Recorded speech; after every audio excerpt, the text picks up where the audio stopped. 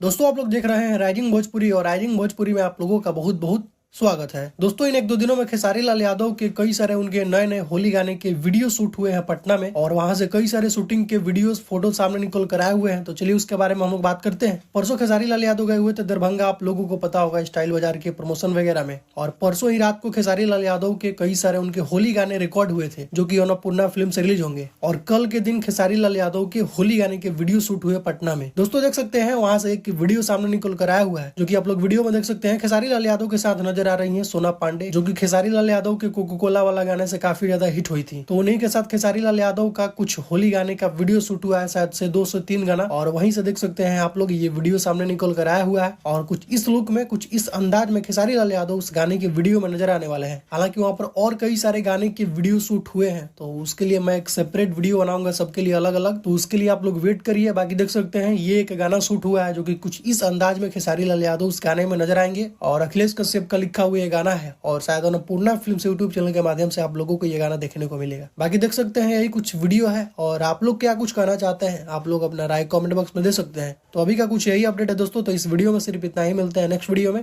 Thank you so much.